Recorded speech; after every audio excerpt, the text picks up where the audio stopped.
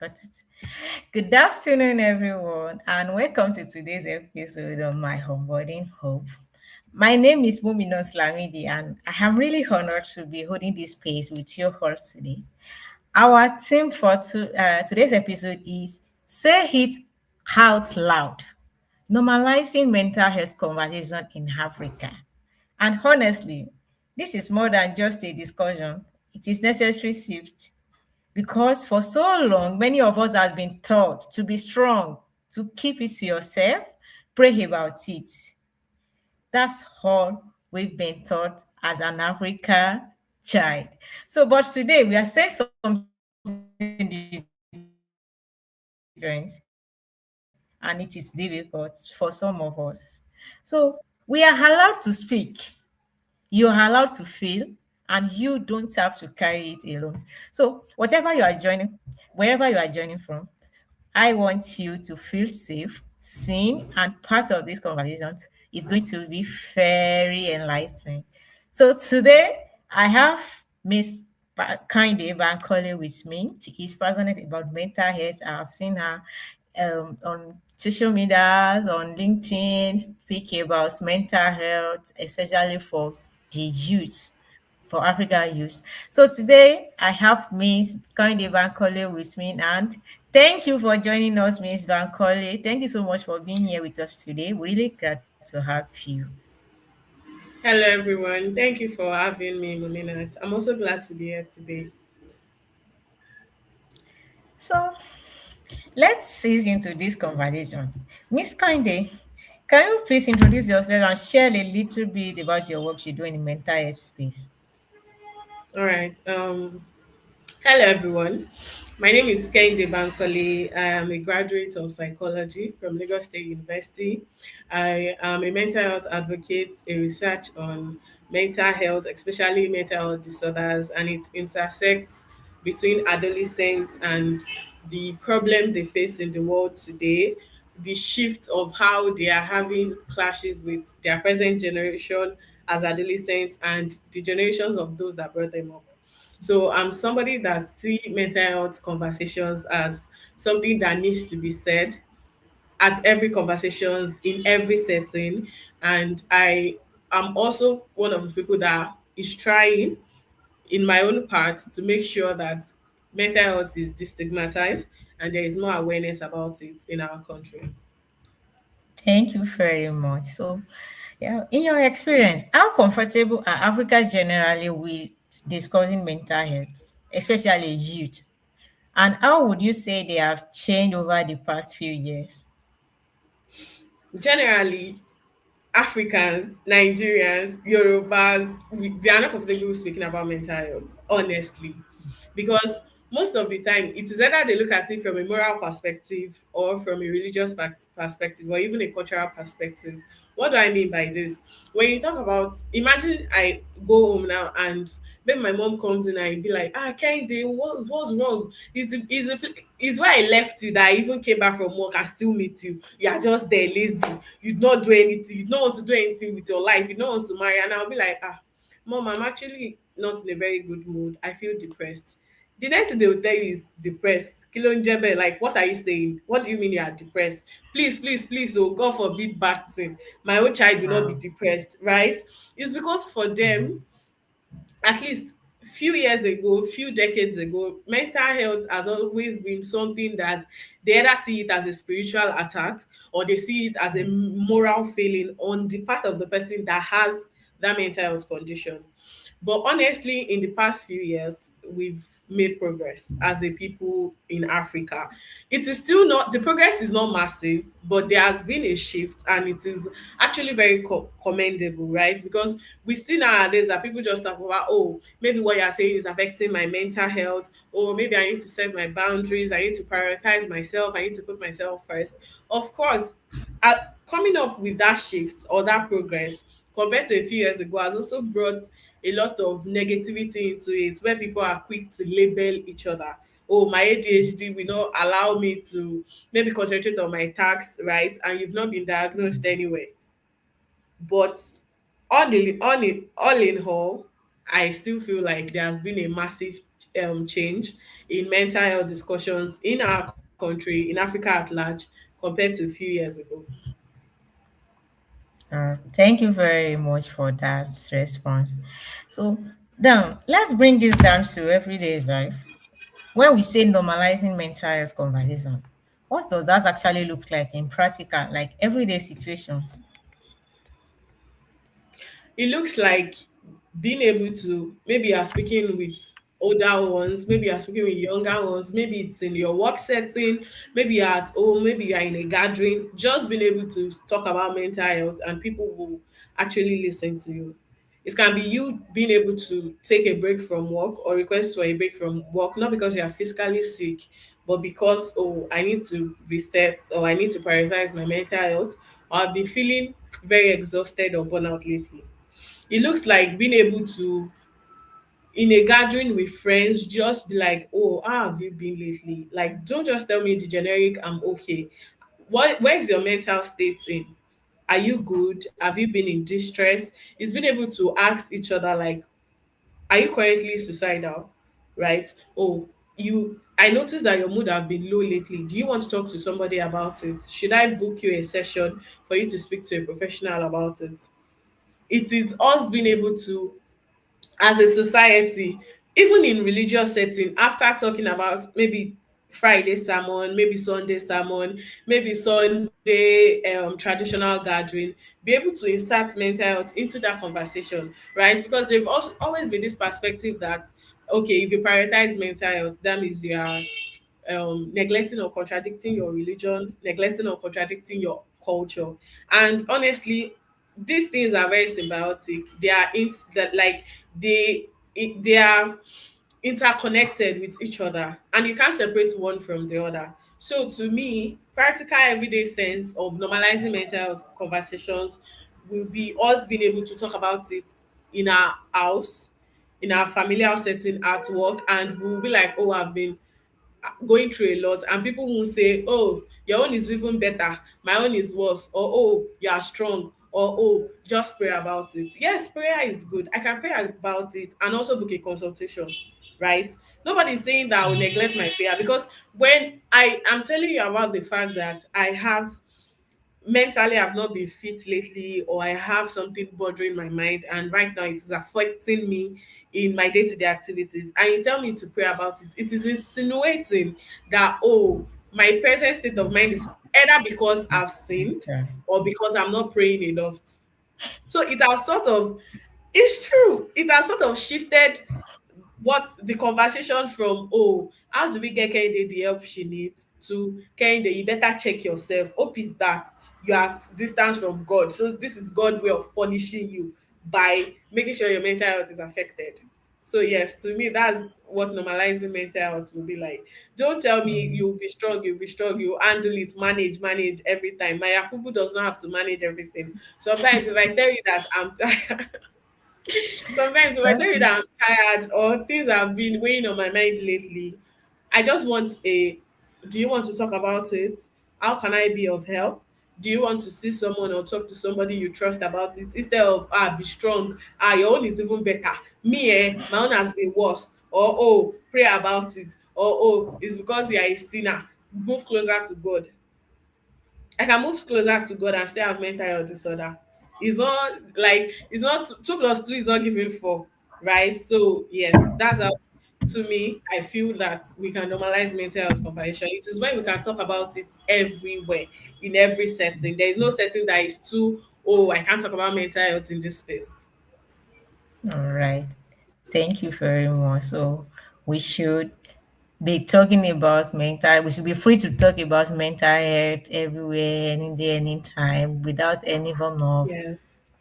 trying to sorting each other up, like spiritually, religiously. Thank you very much about that. So now, let's talk honestly about what makes this difficult. So you've mentioned some. It is really one religion. What would you say are the biggest cultural barriers, like that prevents people in Africa from like speaking openly about their mental health? To me, I think the number one cultural barrier to me is always one. And I don't even know if it fits into cultural bias because whether you are Igbo, Yoruba, Hausa, Efik, Ibibio, this is something that just seems to unite us together as a country, unite Africa itself, and it is the sense of shame. And not even shame of, oh, this is bad. It's more of shame of what will people say. So, my child, you think you have depression, you like to go to a psychiatric hospital to get assessment. You want me to carry you to a psychiatric hospital. What will my neighbors say? What will people say? Don't you know what psychiatric hospital is for? What do you want them to say in my church? What do you want them to say in my mosque? What do you want them to say if I'm going as the chief of this town? Right? And also, it also depends on different cultural perspective to mental health. For example, in some parts in Igbo land now, if a family now or even a clan, if you have a family member that has an history of mental illness, especially psychosis, they kind of just ostracize everybody in that society. They automatically become an outcast. They will make sure nobody marries your family member. They make sure nobody is close to your family member. Despite the fact that it is just one person that is showing symptoms of psychosis in that family, the whole family become automatically they alienate themselves from that family, right? And this is something that have been happening since way back, right? And to some extent, it is still happening in today's world. So there's always that when people in Nigeria, in Africa at large, in our culture, when people have mental illness, instead of, oh, let me make sure I'm there for this person, or let me make sure they get the help they need, there's always the first thought is always, how can I hide this? How can I hide this so that my neighbors won't see, so that people won't mock me, so that they won't shame me, so that my family won't become an outcast, right? And it is that sense of shame, and I'll see it as one of the biggest cultural barriers to that prevent people in Africa from speaking about mental health. Another thing I would say that maybe it's not a cultural bias per se, but it's also a part of biases. In Africa, we believe that different types of religion, right? And oh, my religion is totally different from yours is different from mine. But there still also seems to be one thing that ties those religions together, and it is that self-serving bias we all have. That oh, as long as I'm faithful to God, as long as I'm faithful to my religion, nothing bad will ever happen to me.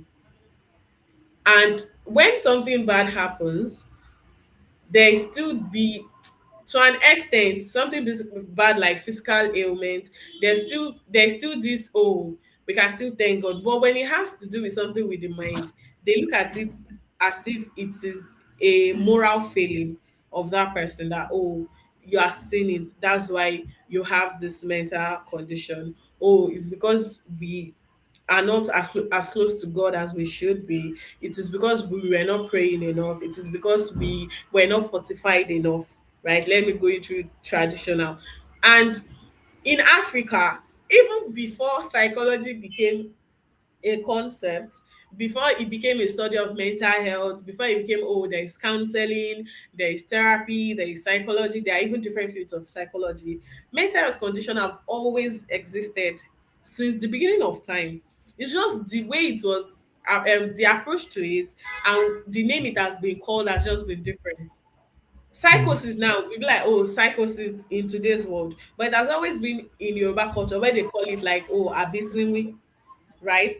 And Don't go that's there. post-traumatic depression. Yeah, it's supposed to. It has just been, yes, it has just been given a different name, a different concept. Same with different mental Perspective. health disorders. When you look Yeah. into Yoruba culture, you see the name for it. When you look into Igbo culture, Hausa culture, Efik, Ibibio, and the likes, they have name for this concept, right? And I think the difference from today's world and then it was more of a, okay, I'll give you drug, or I would make a suggestion for you. That's like a concussion for you to take. I'll take you to a place where you'll be treated, given drugs, and you get better.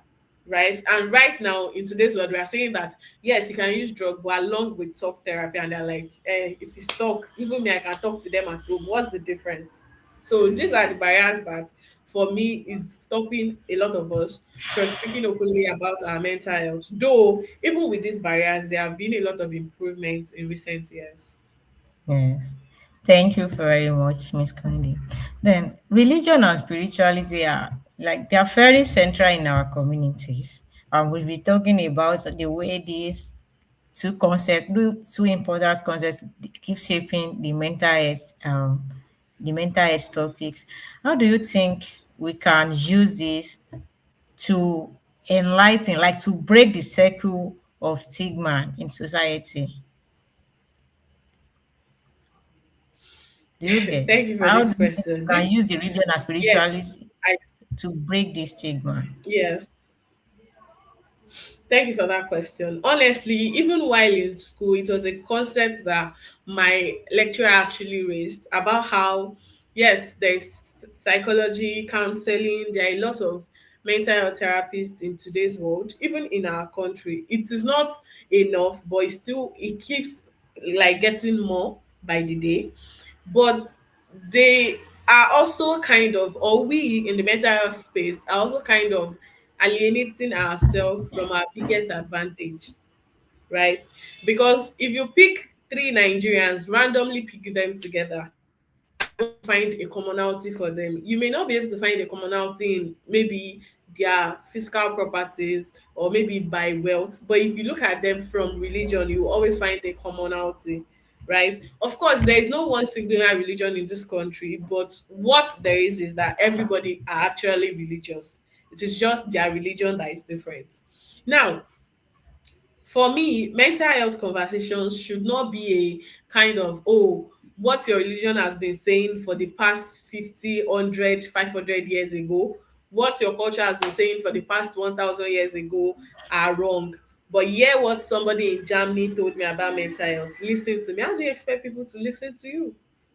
Right? Because most of the time when you look at psychological concepts like, oh, maybe this is a tool, oh, this is a talk therapy, this is CBT, this is It is, DBT. yes. Also, these are things that where it was created from, it seems to work for Yeah. them. Yes, it is objective, right? It can be applied everywhere, it can be applied across different culture, but there are still some therapies that need to have that subjective feeling of it was created for Nigerians, Oh, it was created for the Yorubas, it was created for the Igbos. So when we as mental health advocates now neglect religion, spirituality, culture, things that if we had worked together hand in hand with them would even help foster and push the aim of mental health, the goal of mental health forward, as opposed to if we are just being like, oh, we are going to do it alone and stick by the textbook. The textbook is somebody that wrote it, and the person that wrote it is also writing it from their own cultural perspective, right? yes. And that's why most of the time, even all this, like, let's say somebody needs has a mental health condition, they go to a psychiatrist, they go to a psychologist, they need to take assessment. Some of the assessment needs to now be adapted into the Nigerian context, right? So I believe that, and it is from us, the mental health advocate, that can do this, right? We need to marry religion, spirituality, and mental health together so that people, the way people perceive and respond to mental health, can we can get positive response, we can easily change their perspective, right? Because if the people in mental health space are busy alienating religion and spirituality, saying they have no space in mental health, then people in the religious and spiritual setting would say that you just need to pray about this thing. There's nothing like mental health, there's nothing like depression. If you take fast, if you fast for 3 days, if you do tahajjud, if you carry a book, you are going to cure it automatically. Then at that point in time, both the people in mental health space, both the people in religion and spirituality, we are now helping those that actually need help. So it's like two elephants are just fighting. Then the grass, people with actual mental health condition, people that need to gain awareness about mental health because they have a child, they have siblings, they have elder siblings with mental health condition, that if they get awareness about it, if they change their perspective, they can easily help in getting those people the help they need. Now they are negatively affected just because we don't want to intersect these things. So to me, religion, spirituality play a very humongous role in mental health, even in African communities. Because if you remove my culture from me, if you remove my religion from me, what's remaining? Like what's My left? identity. Yes, I Yeah. read about That's the identity. That's our that's my identity. identity. Yes, because if you want me to introduce myself now, even my name is already linking me to the culture I come from.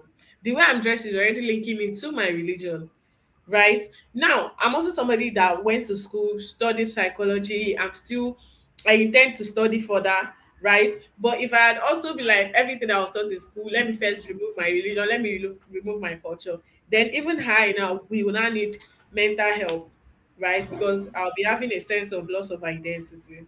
So these things are synonymous to each other, and we need to marry them. We need to make sure they're very interconnected to get people so that people can get the help they need, and we can advance faster the gospel of mental health. Thank you very much for that wonderful response. So now, there is still a lot of stigma around therapy and counseling. Like, where do you do think that, though you mentioned where actually came from the previous response, like, how do you think we can start breaking it? Like, the stigma around therapy and counseling is in this present in 2026 in Nigeria or in Africa as a whole, you should have gone far. But the stigma is still there. Whenever we mention therapy or counseling, is something it sounds odd. It sounds like something that is like a taboo. Then, how do you think we can start breaking that too? Because especially our youth, they need this therapy, they need counseling. How do we come to the grassroots? How do we start breaking this? All right. Thank you for that question. For me, the stigma attached to seeking therapy and counseling are multifaceted. I've talked about cultural perspective, religion, Yeah. but there's also the issue where we don't have a lot of mental health practitioners in Nigeria, in Africa as a whole. Out of the small number we have, we also have people that are not well educated, basically, that do not have experience, that have not gone through training on mental health, posting as therapist, posting as counseling. Now, yes, an individual, we get a counseling session, we get a therapy session, tell 10 more people that, oh, my therapist was really good, my counseling was really good. Out of that 10 people, they will spread it to 100 more people. That's if each person in that 10 people speak to 10 more people, it will spread, right? Out of the 10 people, maybe two will even ask you that, oh, how is it? Okay, maybe let me refer somebody I know that needs therapy, needs counseling to your therapist or counselor. But if one person has a negative experience with counseling, with therapy, maybe because their counselor has a bias, their counselor is incompetent, their therapist has a bias, their therapist is incompetent, and they tell 10 people, I assure you, those 10 people will tell 1,000 people, right? Because, It yes, is negative. that's the truth. Because number one, it is negative and it spreads faster. Number two, these people, even with the most educated, most enlightened people, there's still a sort of conditioning that we have as black people, as African, against mental health, against the fact that my mind, something I treasure so much, can work against me or can be against me. So somebody that already have that preconceived notion, you now told them that, oh, I had a counseling experience with this person or with this organization. I had therapy with this mental health professional and it was so bad. They made me worse than I was. In a way, you have just confirmed their bias and they are ready to tell everybody and anybody that, what's therapy? What's counseling? It's not just to talk. The person that went to spend money there now, they could have just spoken to their family member and they will be better. It's just a waste of money. How can we dismantle that now? By making sure there is a more rigid structure to getting licensing, to even there should be a regulation on, oh, this is who can be a therapist, this is who can be a psychologist, this is who can be a counselor. right? Than just, oh, I took a 3 month course on Coursera, or I went to somewhere, did 3 months internship, and now I'm a clinical psychologist. Where does that, like, where is that coming from? Do you understand? That is there. And And we can dismantle that by making sure that there are regulations on all these practices, on the different mental health fields that exist. Another thing is funding. Sadly, as big as Nigeria is, we don't have up to 20 federal medical hospitals. that's it. As big as Nigeria is, right? And now, in current 2026, we keep having less intake of doctors per year, right? Because people are traveling out, the work is not conducive. The type of work that ideally, if in a year 1,000 medical professionals graduate, out of that 1,000, you can just get 10 to 30 that will be psychiatrists. Out of that 10 to 30 now, it is not enough for the whole of Nigerians. But out of that 10 to 30 that is already short, 20, 50 or 70% of them are ready to go out of the country because the pay is not conducive for them, right? Now, we now have people, mental health professionals that are overworked, underpaid. There's no way they will give valuable service, even though they are trained on it, even though they are good at what they do. But there's only so many people I can see per day before I also get burnt out and I disconnect from therapy, right? We also need more funding from federal governments, from other like donors and partners on spreading mental health awareness, on subsidizing the cost of therapy, of counseling, right? Because I can't expect counselors and psychologists who went how many years in school, who even took time out of that time to even make sure they self-develop, take numerous courses, go to different conferences, pay for different like therapy tools, assessment tools, to now limit the amount they are getting paid or to not get paid for their work. That's not the way to do it. But the government can also help because the budget for mental health or even like psychiatric hospital, like mental health related budget in our country is not even up to 5%. It's not up to 10. Like we are needing up to 70%. We are not even getting 5%. Out of 5%, two are born with corruption, Yes. right? We can Thank also you. dismantle this by making sure that we get Yes. funding from our government when we make research regarding mental health condition, Yes. Yes. implemented too. So Yes. these are just ways Thank that you I feel very like much. Yes. can be dismantled. Thank you very much for that. Though, in order to, my onboarding up is other one of the initiative that started with Africa people in mind, because they can access the therapy or counseling session virtually. But the thing is, we are already used to traditional ways of getting access, getting care. Maybe we have it physical. Whenever we are sick, we go to hospital. We have it. We go to now. We A lot of people are finding it difficult to to choose virtual counseling. To choose virtual care. Ever since COVID-19, a lot of things has changed. So a lot of things have moved to hybrid from total physical to hybrid or permanent virtual. Now, we know understand that all our this thing our government has not been trying when it comes to mental health or when it comes to anything mental health actually. But a lot of organizations, especially the trained psychologists, they are coming up with initiatives. Okay, let's be the bridge. Let's bridge this gap. The hover virtual service. But Africa, we are still this mindset that we must get to the block, the four corner of the hospital to access care. Like, what do you, especially our youth need to think other like do things virtually when it comes to therapies because very soon now, in the next 5 years, a lot of things that you are still seeing physical will go totally online.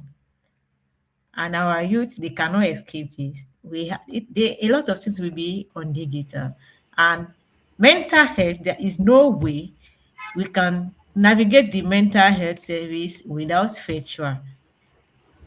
What do you think of those aspects? How do we break that? Like, is it an assumption? How do we break that stigma on of virtual therapy is not, or like it will not work, or that assumption that you already have that they must go to like they must go to the the four corner of a room to access this in therapy or counseling in 2026. So we need to start thinking virtual, because this we are going virtual, everything is changing, like digital has come to stay, gadget has come to stay. We need this. How do we start bridging that gap? How do we start enlightening our youth? Honestly, when I even heard this question, I was surprised, right? Because the best, to me, I just think it is more comfortable for therapy to be virtual, right? Of course, there are some people that prefer in person conversation, but most of the youths nowadays, like, I just find it ironic, honestly, that we as youth, I'm also a youth actually, we order food online, order necessities, clothes, gadgets, name it. Some of us are even fighting for remote work as opposed to the traditional 9 to 5. But when it comes to therapy, when it comes to virtual therapy, we seem to draw the line. And I'm like, so when it's convenient for you, you want everything to be remote so you can do it to the comfort of your home, but you don't want comfort for counselors, you don't want comfort for therapists, you don't want comfort for clinical psychologists. Really? You do not want that? So, honestly, it is not even like how do we break it. It is just, I think for me it is how do we make them see the advantages of remote as opposed to physical, right? Because remote now you can decide that, oh, maybe our session is for an hour 30 minutes, and you fix the time. Maybe you're on Calendly, you schedule the session. When it's time, you log into maybe Zoom, maybe Google Meet. The counselor, the therapist, the clinical psychologist also log in. You have your session, that's the end of it, right? Even after having the session, if you're still feeling very raw, right? Because therapy, counseling can be very brutal, because it's just typically holding a mirror to your face, to things that I don't want to look at, right?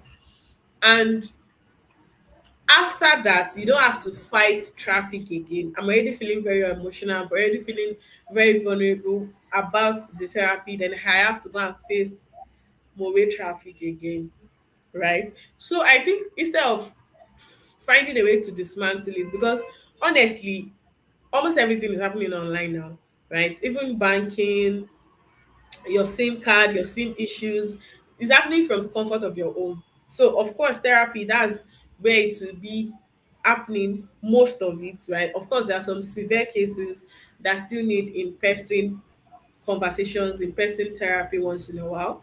But the way we can dismantle it is just to make sure that the people who want in person are seeing the advantages of virtual as opposed to in-person therapy. Thank you very much. The question actually came out from the previous question you answered. Thank you very much for that. So, and this idea of being a strong man or strong woman, how does that affect how people deal with their emotion at home? You know, there was a video online recently that a man broke down online, and everyone was like, "Oh, you are not man enough. You came online to cry." And a lot of people, they say that to women too. Like, you should not be crying. Like, they want this strong man or strong one. Whereas it's starting that it's not, it affects us. Like, by bottling up emotion, takes a toll on every other thing around us. It's like frustration. That's like a lot of men, a lot of women, we don't know how to communicate our emotion very well because of that strong man, strong woman syndrome. So how does that affect how people deal with their emotion at home? And how do you think they can what do you think we solve that? Honestly, I have never been I've always been against the concept of a strong man or a strong woman, right? Because when you call people strong man, strong woman, the first few times it sounds okay, good, or maybe this person sees me as valuable. But when you keep constantly call somebody strong man, strong woman, what you are insinuating is there should never be a time where they don't have to perform that strength to you as a person, right? Because now you are just looking at them from your own perspective, from your own lensing, from your own lens. You are no longer seeing that person as human that can be vulnerable, that can be sad, that can be down, that can be moody. You are just seeing them from that authority or from that title strong person, strong man, strong woman, iron lady, iron man, machine. They negatively affect how mental health is discussed, right? Because most of people that are maybe the breadwinners, maybe people that are actually very strong, maybe first sons, first daughters, even last son, last daughters, actually, just people that they seem to give more of themselves, more of their time, or even work harder to make sure that their family are well taken care of. They never seem to find a space where they can be vulnerable, right? Because if they are moody or tired or vulnerable, everybody around them that is asking about their well-being, they are no longer asking about their well-being because they want them to be better. They're asking about their well-being from the perspective of, oh, if you are down now, how does it affect me? How does it affect what you provide for me, right? And then the strong men, strong or the alleged strong men, strong women in our society, they'll be able to open up even if they're tired, even if they're exhausted, even if they're burnt out, right? Because if they no longer play to the tune that everybody is singing for them, people start having issues with them. That how dare you be vulnerable? How dare you tell us you are tired now? We are literally relying on you. I need you to continue furthering my education. I need you to continue furthering my lifestyle. What do you mean you want to talk about mental health now? Ah, no, you are too strong for mental health to affect you. That sentence itself is toxic, right? And it is a bad thing to say, honestly, to each other as humans. What do you mean I'm too strong for mental health to affect me? The fact that I even feel that I am too strong for mental health to affect me, it is already a type of problem in its own. So the concept of strong man, strong woman, it's negatively affect how mental health is discussed in African household. Thank you very much. So no strong man, no strong woman everywhere. We are all bundle of emotions. So Yes. first There are days when no. I'll be strong. There are days when I won't be strong. Same for every other Yes, person. yes. Thank you. So for someone who has never opened up about their mental health before, where do they have where do they even begin?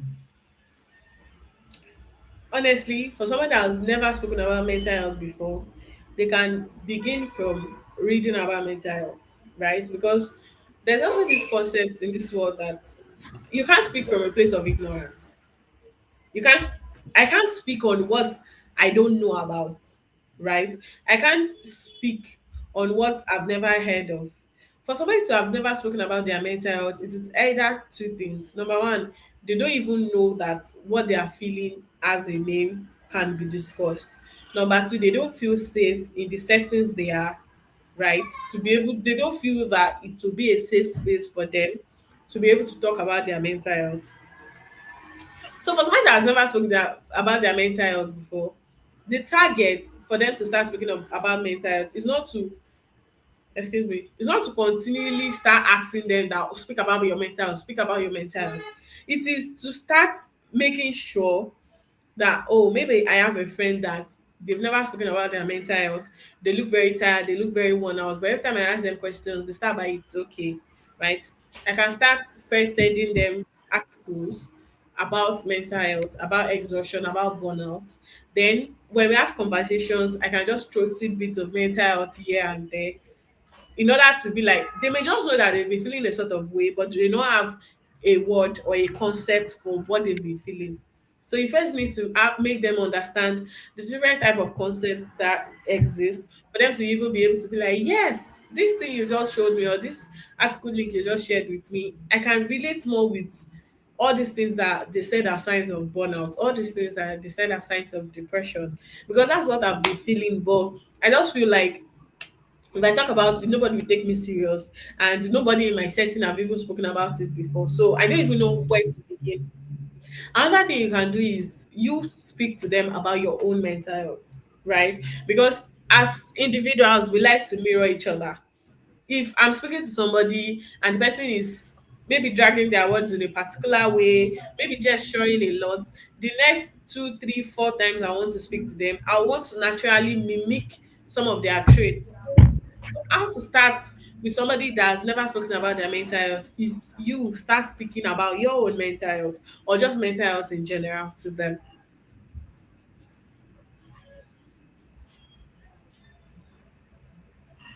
Thank you very much. So, this brings me to the next question here.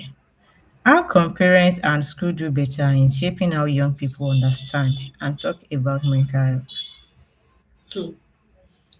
Parents and schools have a large role to play, right? Because a mentally fit youth or a very well educated youth on mental health that prioritizes their mental health have to start from children that do not incur one childhood trauma or the other, right? Because when you look at mental health in general, mental conditions in general, aside for the ones that are like, okay, actively severe or chronic, for example, maybe things like psychosis, ADHD that some people can be born with, autism that people can be born with, right? Most of other types of mental health like anxiety, depression, schizophrenia and the likes is to an extent, majority of them are caused from childhood trauma. So, and this is where parents and school come in, because if you make sure you do not traumatize your child, either by yelling at them for speaking or yelling at them for not speaking, beating them for eating too much, or even beating them for not eating enough, them wanting to come to tell you about their day. Yes, you are tired from work. Yes, what they are telling you, you don't even understand them half the time. You are worried about to pay bills. They are telling you about how their banana fell in on the playground and how their classmate is brought white to school and now they learned that triangle is a shape. Of course, it may seem like, oh, I'm very burnt out, I'm tired. Why do I have to listen to all this? And you just want to yell at them to shut up, yell at them to just go to their room, face their homework. But you brought them to this world. So, in a way, you have a responsibility in how they turn out as adults, as youth in the society. So, parents can play a very active role in shaping how the next generation of youth think and even talk about mental health by they themselves speaking about it. It's not everything my child is just crying. It's not everything, oh, you are always like this because you are stubborn, right? If a child is crying, they're always cranky, they're always throwing tantrum, maybe instead of just assuming that it's because they are very stubborn, it's because they are very rude, you can try and look for the root cause. You can try and speak to them like an adult that, oh, I realized that lately you've been behaving more aggressive than normal. Do you want to talk about it? Is there something you feel like your needs are not being met? Do you want attention?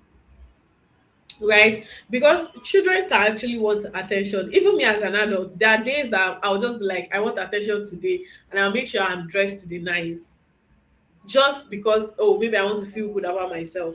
Same with children, they want attention from their parents, they want to be clingy with their parents, they want to play with people too, they want to play with adults, they want to play with their other peers. So Parents and school can play a more active role in shaping this by also speaking to them about mental health, about the do's and don'ts, by making sure the home is a safe space for them to talk about their mental health, by making sure school is a safe space, by making sure, okay, maybe not a course per se, but if they're taking physical health subjects in primary school, in secondary school, there is a subset of that topic, of that subject, that speaks to the mental part of physical health, that speaks about mental health. If you are teaching them health education, it is not only about how you can get cold and incurable or not, curable and incurable disease. There's another one, disease that can spread and those that can't spread. You can also impute mental health education into health education, right? Because mental health is part of health. So these are the different ways that parents and school can make sure that their role in shaping how the next generation think and talk about mental health is positive, because they do have a large role to play in making sure that this happens. Thank you very much for that important response. And social media, like it can help, but it also have like it's also harmful to some extent. How can we use it more responsibly when it comes to mental health? Honestly, for social media, maybe we as adults, everybody using social media, can make sure that they do not diagnose themselves of one mental condition or the other just because Lydia, an influencer on social media, said they have been feeling this way, and you can relate one or two of their symptoms, and you also decide that, this is also what I have, right? Because most of the time, when it comes to social media, especially right now that we have a lot of influencers, when we have a favorite or a buyer, somebody we really like online, most of the time when we look at them in the perspective of drawing commonalities together. Oh, my favorite singer does not like beans. Do you know, even me, I've never liked beans since growing up. Yes, that is good. Or my As favorite, modeling. yes, my favorite thing, you are modeling after them, but please do not Yeah. now model when they speak about mental health conditions, right? Because I spoke about this earlier too. Like right now, there are a lot of discussion about mental health, but we also need to sift through what we consume as individual, because yes, social media is also a type of consumption, and like every other food, we have to take it in moderation, right? Now, I do not see social media as, because there's no way we are going to change social media or do this. You can just make sure that the part of social media you consume or the part you are exposed to is things that you intentionally build. That's the same way we make sure our surroundings are well clean. We make sure the type of friends we relate with are good. We have interests that are alike. That's the same way we should intentionally build our social media, because in as much as we are in the age of information and information is everywhere, of course there are good informations out there, but there are also a lot of bad informations. There are also a lot of creators and influencers that speaks about mental health, that post as mental health advocates, that post as a licensed mental health professional, that they actually do not know anything, that they themselves are just taking it from ChatGPT straight to your feed, and you are eating it hook, like, and sinker. So yes, Thank you yes, very it is much for more that. of an individual responsibility to protect and make sure that social media is a source of support, help for them as individual, than just consuming everything they see online without verifying it. Thank you very much for that. Like Yeah. now, in your journey as a mental health advocate, like mental health advocate, have you ever faced like, resistance or pushback while advocating for your mental health? How did you handle it? I know there might be a lot of that in Nigeria, especially. So There are actually a lot of pushback, and most of the time, people assume that, most of the time with mental health advocates, we always assume, even as individual, we always assume that the resistance we will face around mental health advocacy will be from strangers. But most of the time, it's not like that. Most of the time, the resistance will actually come from people closest to you. They'll be like, ah, Kende, you always talking about mental health, this mental health, that mental health. What is it with the mental health? Sit down, there's nothing like that, right? But what do you mean some words can be dangerous, some words can be stigmatizing? Every time you're always watching the way we talk, you're always watching the way we speak, you're always watching the way we post things online. So even around you now, we cannot even say somebody is a mad person. Around you now, we cannot say, oh, dìdòrè lọmọ yẹn or kíní kan lọmọ yẹn. We will have to be like, oh, maybe this child has intellectual disability. We can't just call everybody mad. You that pushback, you start facing it from the people around you, right? And of course, you handle it from a place of also do not. It is difficult because there are a lot of times that I took it personally and I changed it for the person. But yes, I'm trying to be better. So do not see it as a form of personal attack. If you are going to be somebody that is a mental health advocate, you always have to raise above the bar, right? You are trying to tell somebody not to use stigmatizing words like, oh, somebody is mad or everybody is Yes. depressed or this or that. And the person now maybe double down, right? Because most of them, when you're trying to change people's conditioning, people's thinking, they double down first before even listening to you. So the person double down and even speak more harshly or even curse you out. Then you decide, you, the mental health advocate, now decide to come down to their level. The two of you are playing around in the mud. No, that's not done, right? Because for you being like, oh, I want to raise awareness about mental health, I want to be a mental health advocate, you still having to constantly be in that teaching mode, right? Constantly wanting to explain, break it down why this particular word can be stigmatizing, why it should not be said. Is you always wanting to maybe get them to look at it from your own perspective, or even get them to be like, okay, try and even put yourself in the same shoes as this person, and everybody around you keep calling you mad, keep using the stigmatizing words, keep trying to alienate themselves from you. How would you feel? Right? So most of the time, not always, of course, I'm human too and I have my feelings, but most of the time I try to take it from a kind of, oh, this is a learning moment for me, oh, this is a time or a good opportunity for me to even raise awareness, to even talk about mental health and educate people. So yeah, that's the way I've been trying, Yes. constantly trying to handle it. Thank you very much.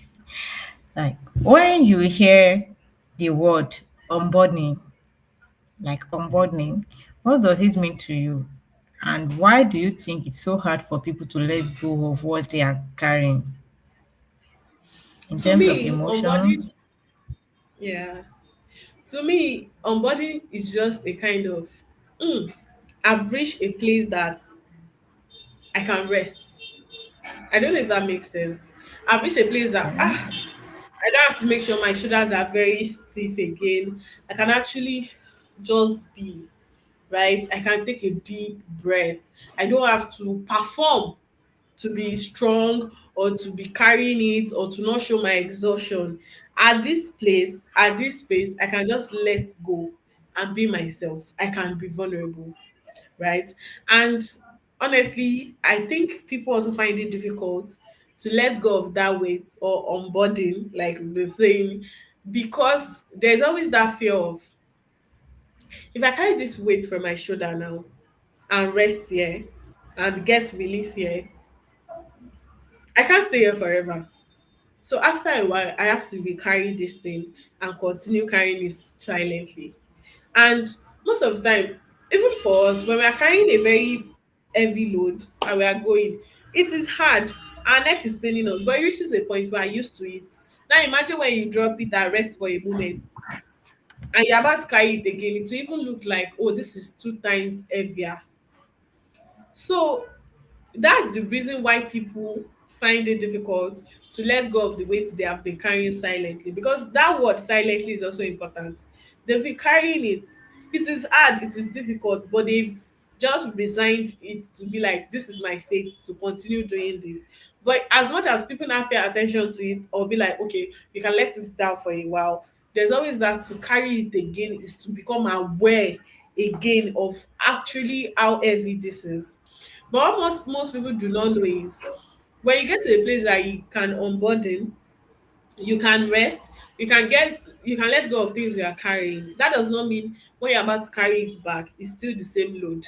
While resting, you can also make sure you sift through that luggage or that burden you are carrying to be able to be like, okay, these ones are no longer needed, this one should be outgrown, this one needs to be taken out of that luggage I'm carrying in order to make it lighter. So I think if people start looking at it from that perspective, maybe it will be easier for us as humans to let go of the weight we carry once in a while.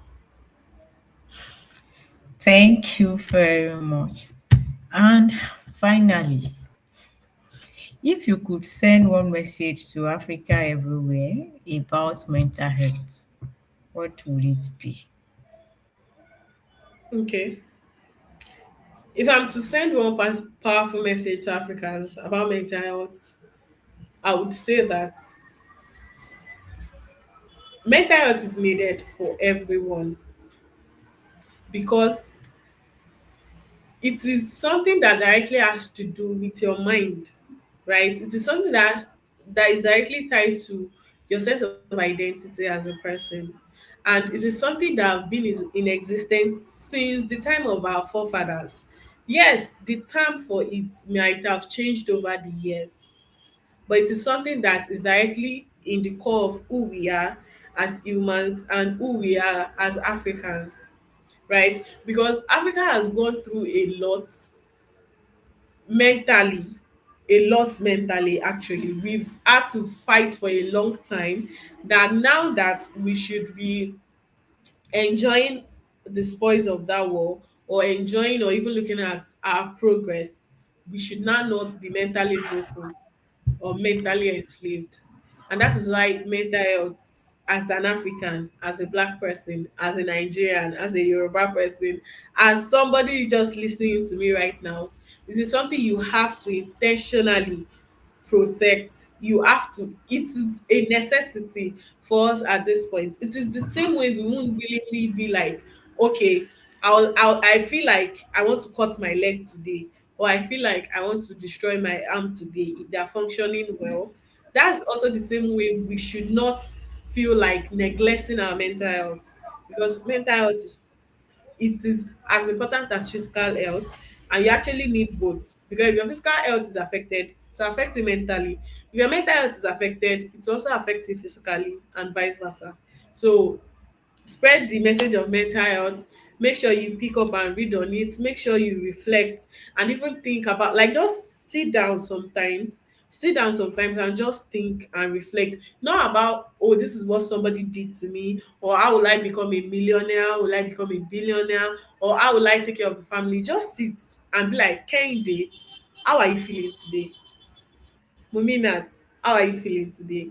And sometimes even you introspecting and just checking in with yourself do a lot of help, like helps you even more than you can comprehend, right? It helps you check in and be like, okay, some things need to change, or some things need to be let go of, or, oh, I've actually not been okay for a while and it's time I do something about it.